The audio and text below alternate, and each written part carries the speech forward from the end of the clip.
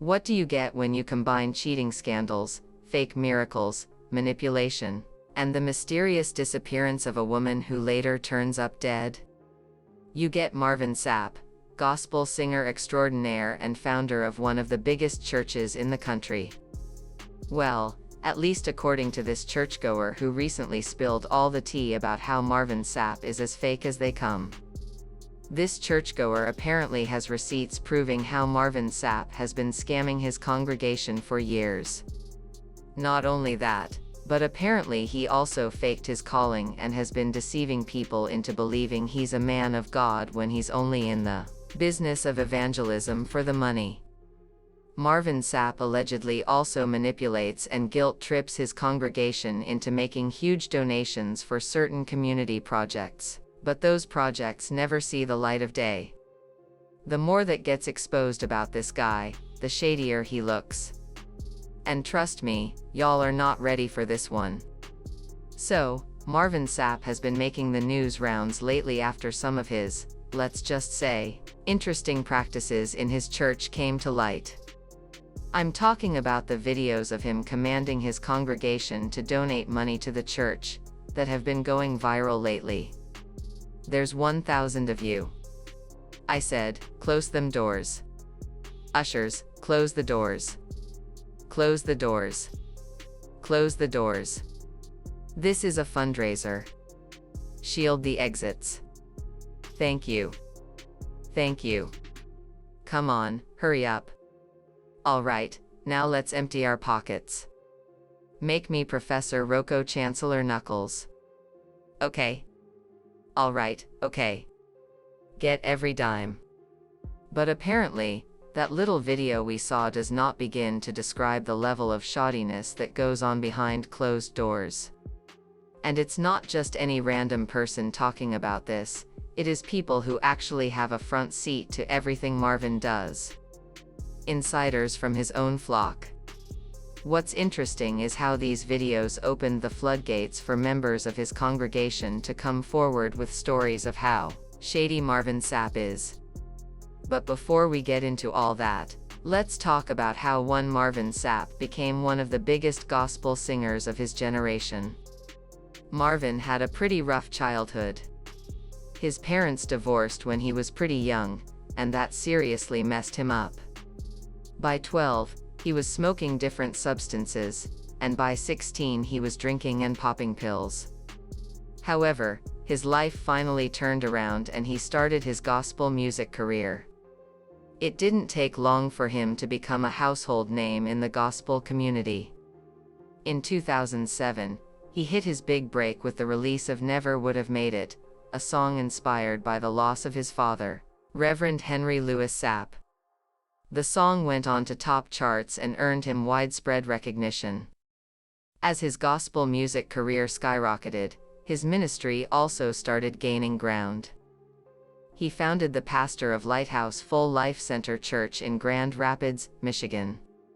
In September 2010, Marvin tragically lost his wife of 18 years, Melinda Sapp, to colon cancer.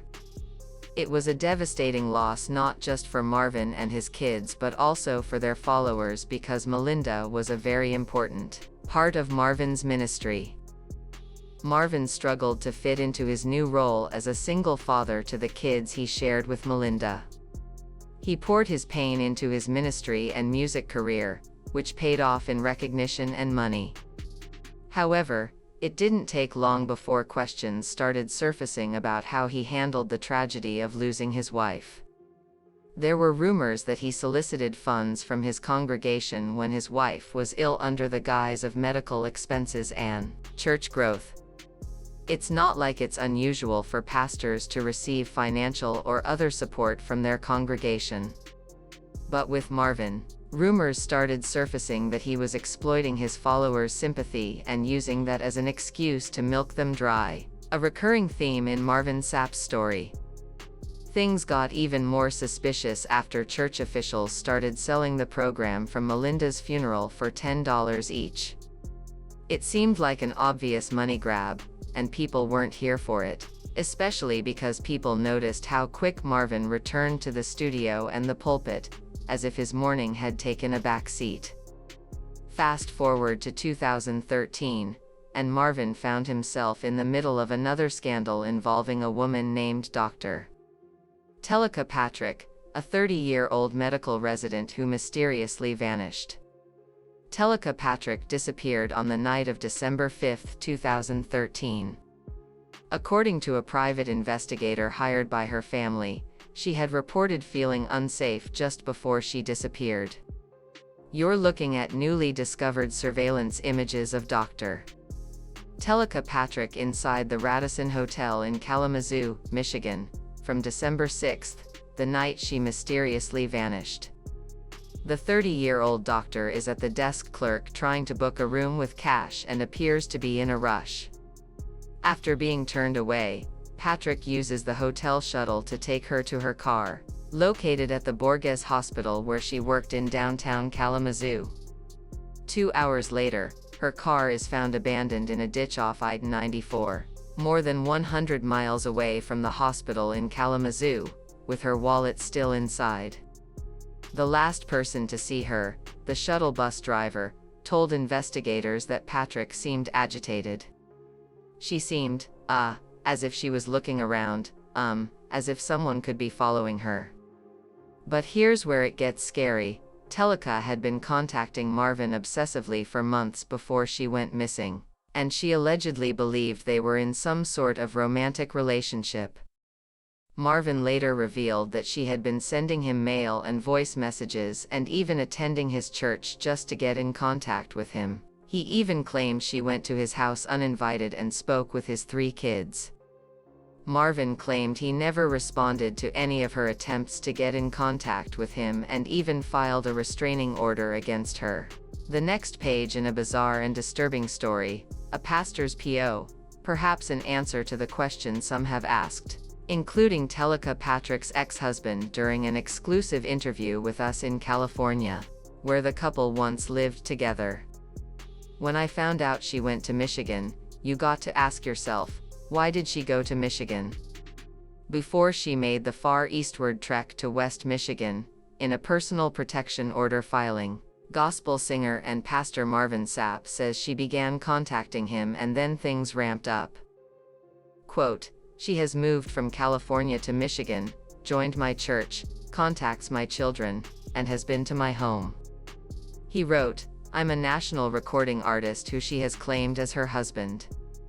However, a lot of people didn't buy that story.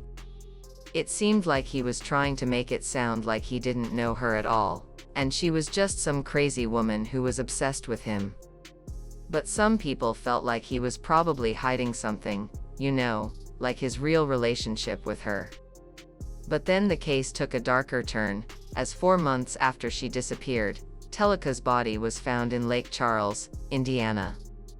She had drowned, and her car had been abandoned.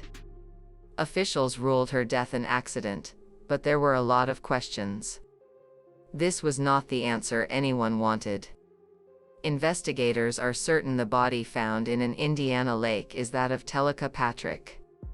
That's right. 24-Hour News 8's Joel Lear is here now with how investigators were finally able to make this positive ID. Joe.